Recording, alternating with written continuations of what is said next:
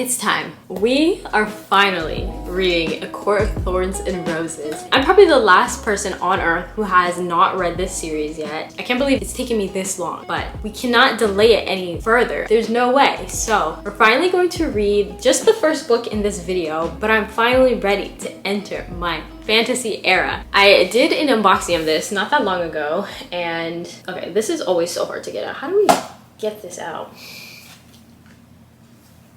We're off to a great start. There we go.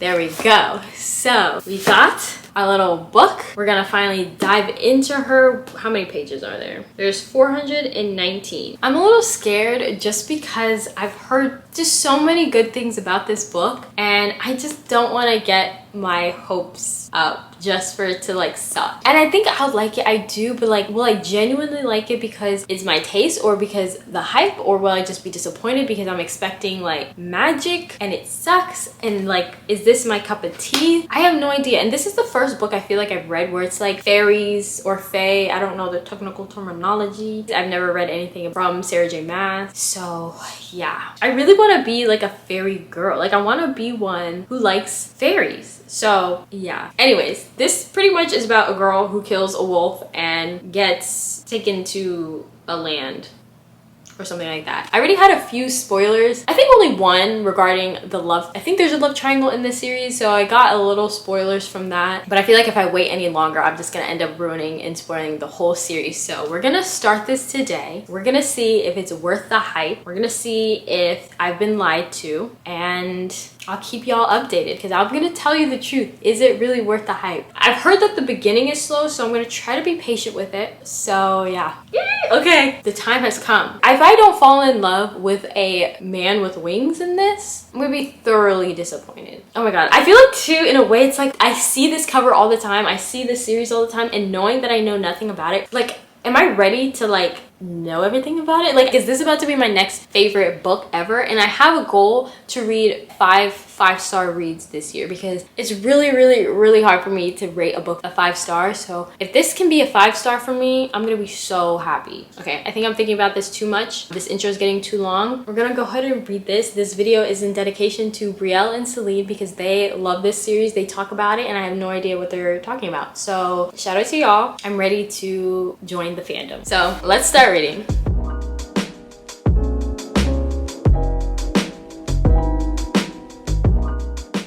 Okay, so we are currently on chapter 7, page 53. So we've already gotten to know Feyre and a little bit about her family dynamic and her history. So pretty much they used to be rich, her and her family, and then they're not anymore. And so she's the youngest of 3 sisters, and she has been hunting and pretty much keeping her family afloat, which hasn't been easy on her. In the first few pages, that's when the scene where she kills that wolf, which is in the back of the book, and she gets captured, which again is in the back of the book. I will say though, I notice I'm reading this book slower for one. I'm not reading as fast as I would if it was just a regular contemporary book, which makes sense because there's a lot of world building in this, and there's a lot of backstory and stuff that I'm learning about right now. So it makes sense for that to happen, and I find myself rereading sentences and paragraphs if it doesn't stick the first time, because this is also the first time I'm ever reading a book about fairies or fae. Like, I don't know anything about this world of fantasy or anything like that, so that can also be contributing to why I'm reading slower than normal. But it's okay because there's literally no rush. You can take a month to read a book and it's literally not that serious, but this is the little dent that I have made so far. I can't say if I feel like this is gonna be a super good book or bad book. Like, literally nothing really exciting has happened, but I enjoyed like not liking one of her sisters. One of her sisters is a complete brat, and so I've enjoyed that. And I guess just having a character to dislike is fun, but I'm really curious to learn more about this war. So the humans and the fairies or the fae had a war like centuries ago, and there was this treaty that was formed that kept them from fighting again, pretty much.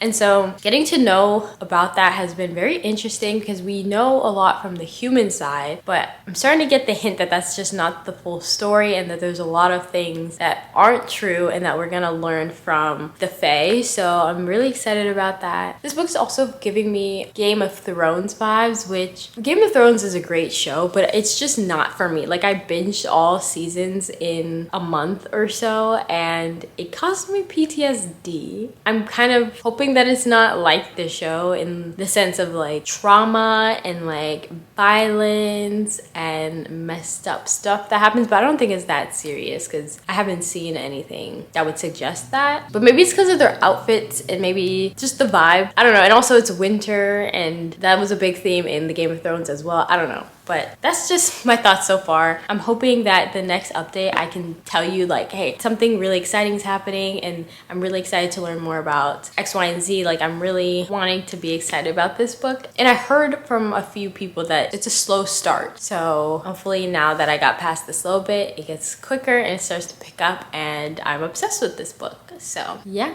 That's just my update for now. Can't say if it's worth the hype at the moment, but I'm hopeful because it does seem very interesting. And I'm ready for some romance. Like, where the romance at right now? I already know who's gonna be between, but I'm excited to get to those parts. So anyways, I'll catch you guys in the next update and hopefully there'll be something exciting to share.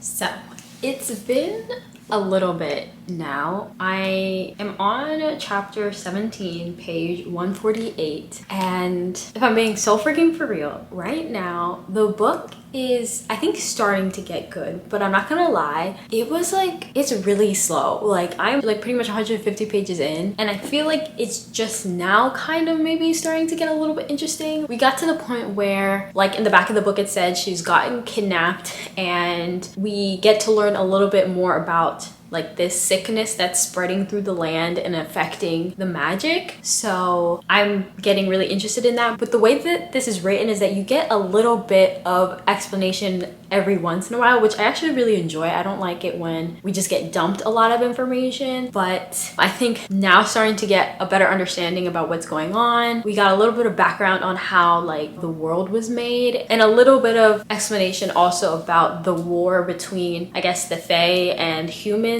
So that has been really nice. But I guess like the only thing that is making me not want to like pick up this book so much is just the fact that it's just so slow. Like, I think it's been almost 2 weeks since I started this book, but it's just been so slow for me. But I feel like once I get into the like meat of it, I'm gonna like finish it in like a day. But yeah, I have been kind of bored. But the things that were interesting were really interesting. I can see like that this is going to be a good book. Like, I haven't lost hope at all. It's just about getting through the slow parts. And also there hasn't been any romance at all also. So like there's not much that I'm like excited about at this moment. Like, I feel like once we get into the thick of it, I'm gonna be like, oh my god, the romance, the magic, the action. But we haven't really gotten a lot. We've just gotten a few instances of like other creatures in the land that are kind of scary, but that has been pretty cool. But like, I feel like once I end the chapter, there's not much that's making me like, oh god, I need to know what happens next. But like, this isn't new information for me. I heard before from some people that this book is slow to start, but I just didn't think it was gonna be this slow. Like, I'm on chapter 17 and like, what is this, like a third or so into the book, and I'm not really super excited yet. It's kind of a little bit disappointing. And also, this I don't think has anything to do with my opinion about the book, but I realize I am such a slow reader with fantasy books. Like, in romance books I can read it like that, but like with fantasy books I realize I'm very slow when it comes to reading it, and I'll like reread multiple lines because I'm trying to fully understand and grasp the situation that we're in, because we get like such small nuggets here and there of the world and the past that like every time we get something, I want to like embed it into my memory so I don't forget, because I don't know when the next time I'm gonna get new information and I don't want to like let it slip. Also, I'm learning new words. Like, the vocabulary in this is definitely bigger than my typical light fluffy reads. So I feel like because I'm rereading lines often to make sure I get it to memory, I come across way more new words in this book than my regular lighthearted books. And also the description of the lands, I really try to like visualize it. So if she like describes something, I'm trying to not just briefly go over it. Like I'm trying to like be able to picture it. So yeah, that's my thoughts so far. I'm gonna keep reading, and hopefully the next time I come on here, it's because I'm telling you how great this book is and how like something crazy happens and how I feel like this is gonna be like a 5-star read or something, because we're third in and I don't feel any of those feelings yet. And I don't want to just keep coming on here to update you, telling you that it's slow and I'm not excited yet. So I'm gonna just push through and try my best to read. My friend tells me that I'm getting to the part where it's gonna get good, so I'll keep you updated. But those are just my thoughts so far, but we'll see. Maybe something cool is on the horizon. But catch you guys in a second for a little update.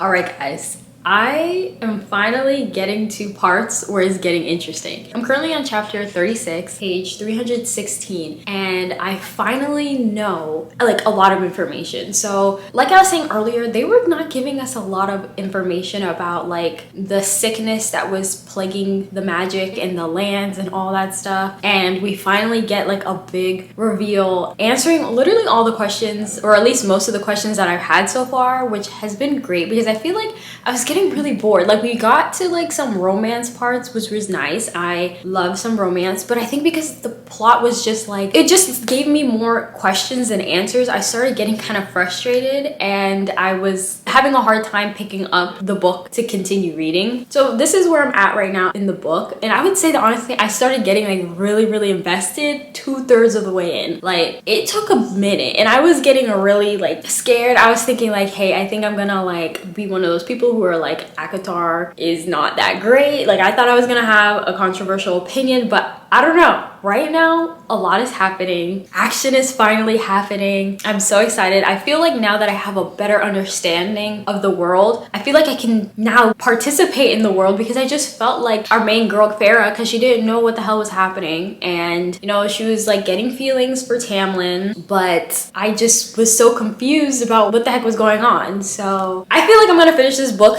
today because I have about 100, maybe less than 100 pages. And then maybe afterwards, I'll give you like my quick little thoughts, and then at the end we'll do like a review with spoiler free and then a spoiler section at the end. But y'all weren't lying to me. So far so good. The tension, I'm just like so hooked. Like this is what I was dying for and this is what I really wanted. So I'm just going to go ahead, keep reading, because I'm at the point of the book where our main girl Farah now has to go through a series of trials in order to get something. It's a life or death situation right now, so tension is high and I'm really excited. So I'm gonna keep reading and I'll see you guys when I have the next update.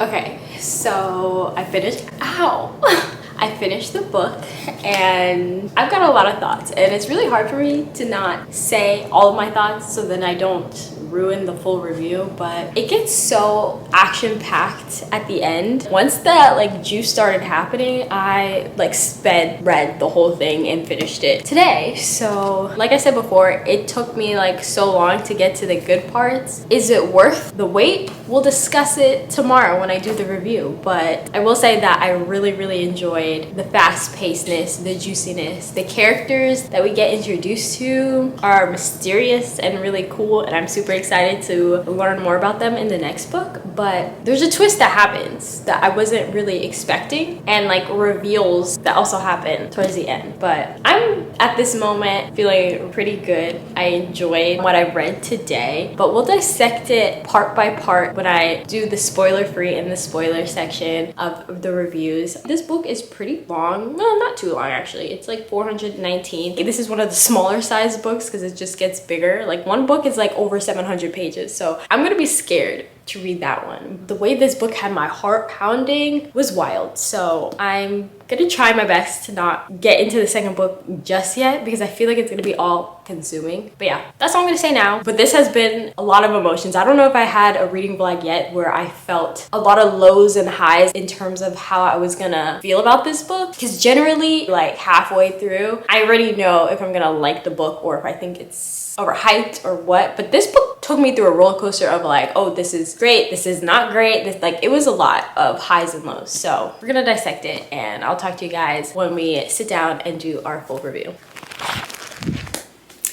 Hey guys, so it's been a while. I started filming this video in May and it's October.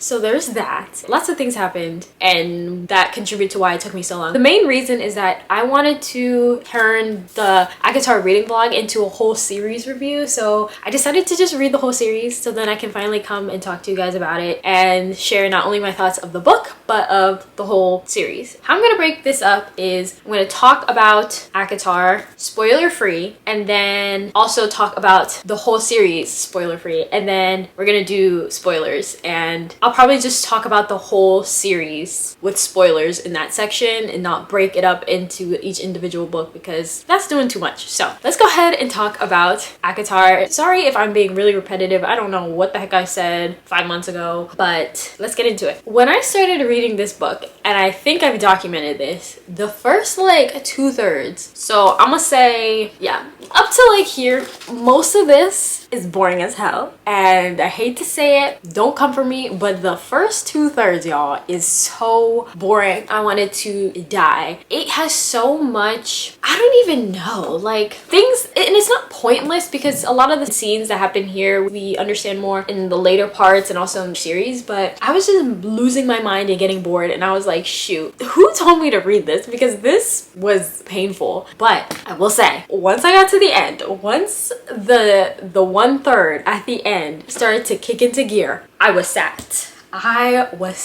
My eyes were glued to this thing. It is really good, and it was really juicy. The stakes were up here and I was living for it, honestly. The biggest question that I wanted answered in this vlog was if ACOTAR was worth the hype, if this whole series was worth the hype. And initially I was definitely not thinking it, and it took me a minute to know if I actually did think it was. And I don't know if this is an unpopular opinion, but I did not care about the romance in this. I just couldn't find much of a connection between our FMC Farah and Tamlin, who's the High Lord of the Spring Court. I don't know if I mentioned this before, but in the fairy realm, fairy world, there are 7 High Lords, each broken up by the season, so summer, spring, winter, fall, and then also like the time of day. So we have day court, dawn court, and night court, I think. So they all rule in their own little courts. And so when Farah got kidnapped for killing that wolf, she was taken to the spring court, and Tamlin is the High Lord of the Spring Court. And there's definitely like tension, there's definitely scenes,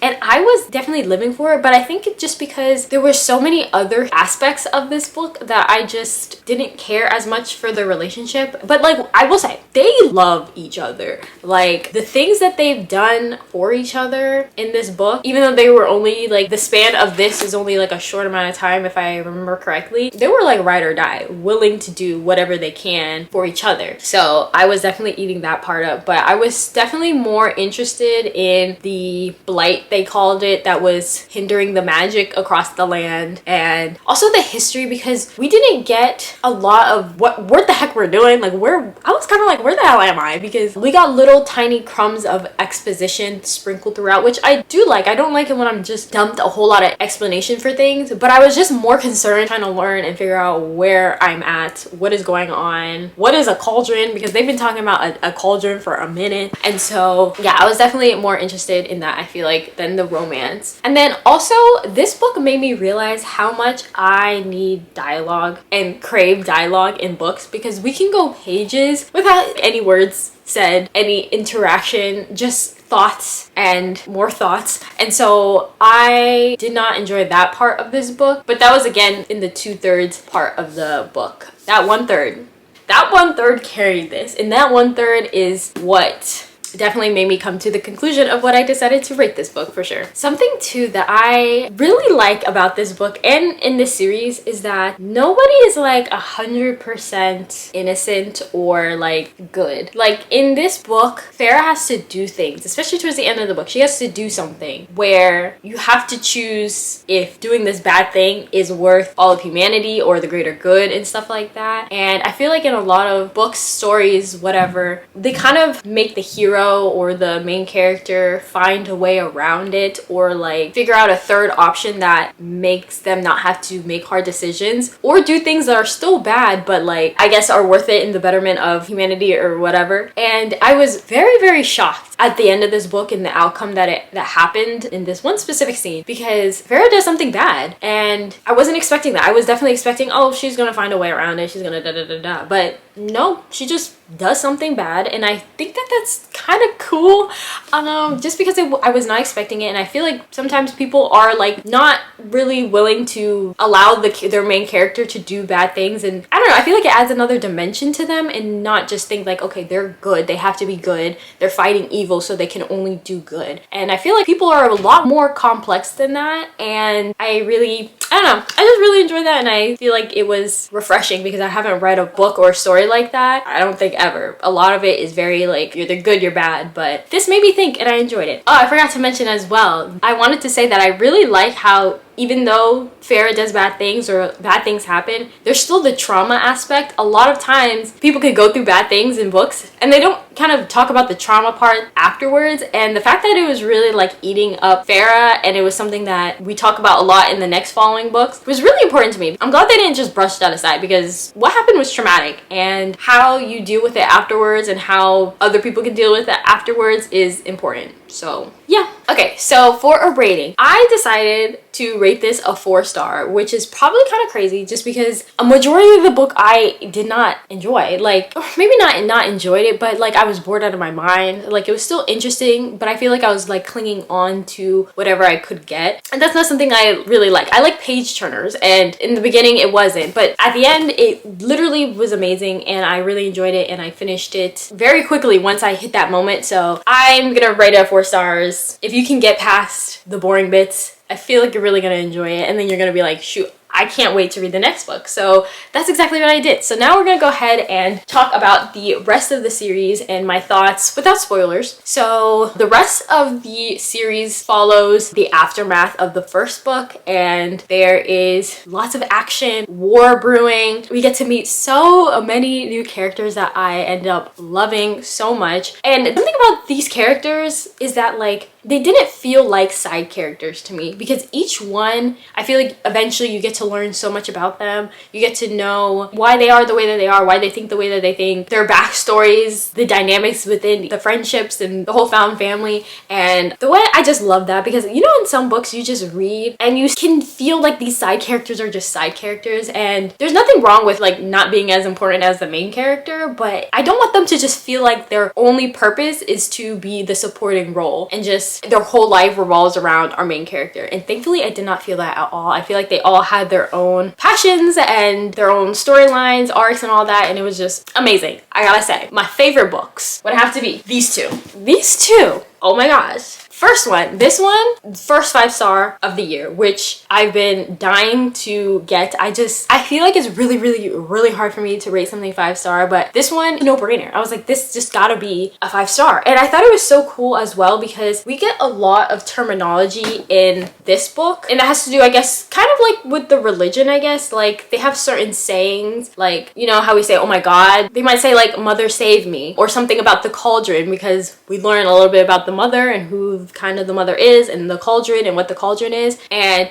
after the events of the first book and all that stuff, we start to see like our main girl Farah use the same terminology, which I felt like was so kind of cool because she goes through, you know, a lot and things happen. And so when she starts using the terminology, I thought that was kind of cool, just because in the first book she doesn't know what all these sayings are, what they mean, and as readers we don't as well. But then by the end of the first book she learns, we learn, and here we are saying the same terminology. So I just thought that that was really cool. This book, lots of found family, lots of romance. Like I said, this book I wasn't really feeling the romance, but it definitely kicks up in this book. Yeah, this is where we meet all the characters, the terminology, thank the cauldron, save me mother, stuff like that. There's a lot of freaking drama also in this book. Like, it's a big one. How many pages is this? over 600 pages, and this was not typical to what I read, but I was eating it up, and I think because there's so many aspects that were going on, I finished it really quickly. And then this book, girl, I was dying in the beginning of this book. So freaking good. This is probably the most action-packed because of the war and everything. In this book, there is a scene, like,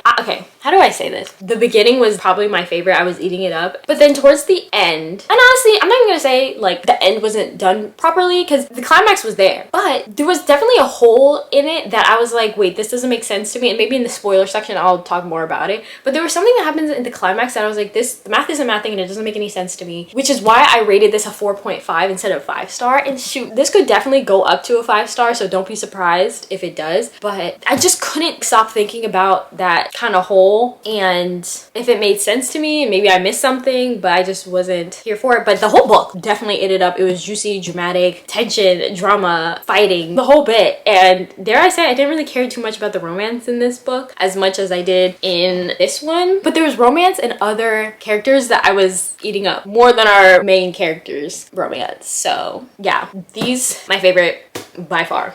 Then Sarah J Maas gave me this, and I was like, what the hell is this? I don't know what this is. I guess it's the Christmas special because it's a skinny one. It's not even 300 pages, but it took me the longest to read. It took a month to read because I was bored out of my mind. The whole premise of the story is trying to figure out what to get each other for Christmas. Like, that's pretty much what it is. I rated this a 1.5 star. I don't know why. I don't know why. And I think it's just because of one scene. I don't know how to say it without giving spoilers. It was a conversation and scene that happened that was related to the events of the previous books. But for the most part, this was just what to get each other for Christmas. And I was like, oh my God, I am so sick of this. All they talked about was solstice, winter solstice, aka Christmas, and I don't care, really don't care. And my friends were telling me to stop reading it, to give it up, just move to the next book, but I'm stubborn and I spent money on this, so I will read it. So if you like this, then I don't understand you. Yeah, wasting my time, put me in the biggest reading slump, which is kind of like traumatic if you think about it, because these ones like were so good. So I was like, okay, on to the next,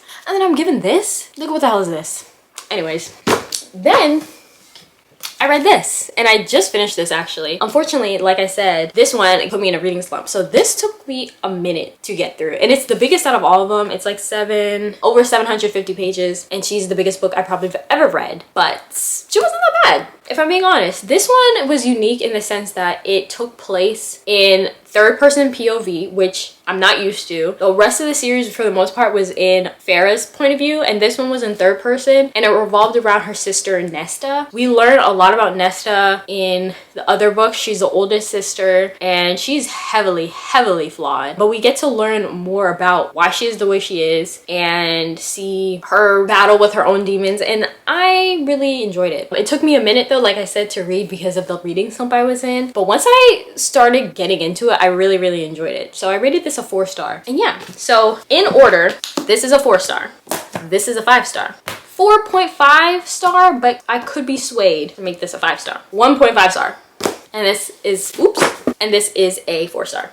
So that is ACOTAR in a nutshell, without spoilers. Oh, also something I wanted to insert really quickly is that they be talking about shields a lot, like mental barriers and shields, and like running like a talon across the shield. And the way that annoyed me so much, they just kept talking about these shields, and I was like, shut up with these shields. I'm not here for the shields, and we get it. But that's just me nitpicking. But yeah, to answer the question, if I think the ACOTAR series is overhyped, if it's worth the hype and all that stuff, I do not think it's overhyped. I actually think it's probably appropriately hyped, and I really enjoyed it. Like I said, there's flaws in it that I will talk about in the spoiler section, but for the most part, I really enjoyed it, minus this little blue strip right here. Ignore that book. But yeah, it was really good, gave me all the feels, and yeah. Oh, I should probably also mention, in case you are sensitive to spice, there's spice in this series. The first book, there's no spice. The second book, like 3 chili pepper spice. Third book, 2 chili pepper spices. I can't even remember this book. Is there anything in that book? I really don't even remember. In the last book, probably like 4. That was like the spiciest book, and I was like, damn, where are they doing that at? but yeah, there is spice in this book. Anyways, I wanted to mention how I thought that this was going to be the last book in the series, but thankfully it's not, because there were so many things that I didn't have answers to yet, and I was like kind of getting upset. I was like, is that really how it ends when we have so many other things that were mentioned and wasn't fully closed yet? But thankfully Sarah J Maas is making more books in this series, so we can have some closure and see where the series takes us. But I am very excited about that, though I don't usually like reading series where they're not completed yet, so there's that. I probably would have waited if I knew, but it's okay. No regrets. Really enjoy the series. Let's go ahead and talk about the spoilers. So if you do not want to know any of the spoilers, then thank you so much for watching, and be sure to like, comment, and subscribe, and leave a heart emoji if you made it this far. But if you are here for the spoilers, then let's get into it. Also, this is gonna have spoilers to the whole series, so hopefully you remember that, because I'm gonna ruin this whole thing for you. First book, we already know that Tamlin ends up being on one, and we don't end up liking him very much,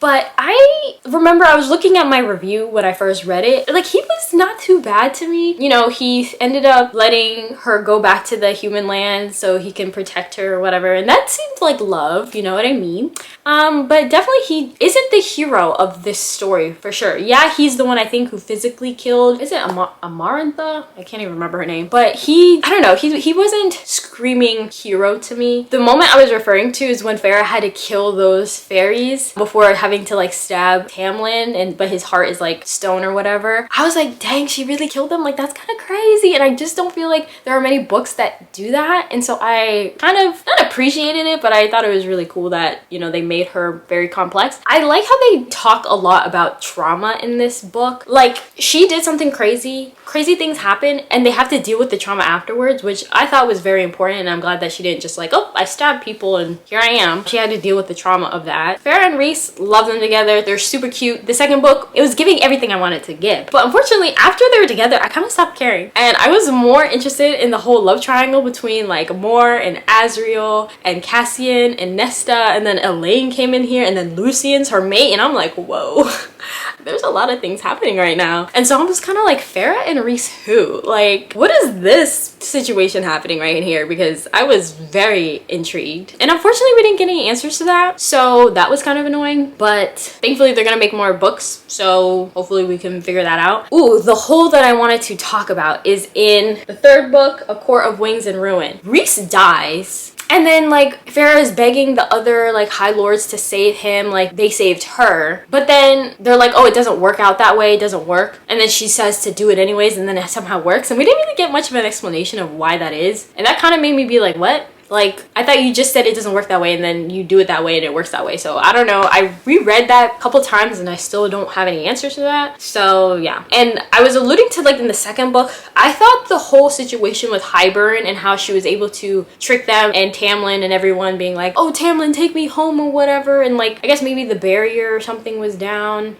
It's been a minute. But anyways, I just thought that was kind of rushed, it seemed like to me. Or like, it just seemed like he was very stupid. I don't know. Something about that scene made me it wasn't giving what I wanted it to give, but overall, loved it. I feel like I'm just nitpicking at this point. Still a 5-star, but there was something about that scene that I felt like was weird, because just a second ago, she's like, I don't want to be with you, Tamlin, da-da-da-da-da, and then she's like, okay, I want to be with you. They tricked me or something like that. And then Nesta, I don't really have much to say about the last book. Love to see her character development and all that. She ends up giving her powers back to the Cauldron, or like striking a bargain with him or something like that, or the Cauldron, and was able to save Farah after giving birth. So that was cool. But also, I wish they didn't take away her power. Like, I feel like there's too much of that going on. Like, Amren already got her power taken, or she got turned into High Fae. So that was annoying. I just like indescribable power. And I feel like Nesta had that, Amren had that, but now they don't have that. And so that was annoying. Also, going back to Amren, she died and then came back. And I don't know how I feel about, like, death and then coming back. Like, when Rhys died and when Amren died, I didn't cry. Because I was like, these people coming back. Yeah, I did not feel inclined at all to cry or shed a tear or anything like that. I don't know. I wish maybe there was something different there. Like, kind of like commit to it if you're gonna do it. But also, I'm glad they didn't die because I like them. But I don't know. Hopefully you're picking up what I'm putting down. Okay, so I mean, I think that is everything that I have to say in terms of spoilers. Love the books. Love the series. Definitely not overhyped. Anyways, I think that is all for today. If you guys made it this far, leave the bat emoji so I know that you did. And let me know if there are any other books that you would like me to make a reading vlog for. I really enjoy making reading vlogs. They're super fun. And yeah, I will talk to you guys later. Bye!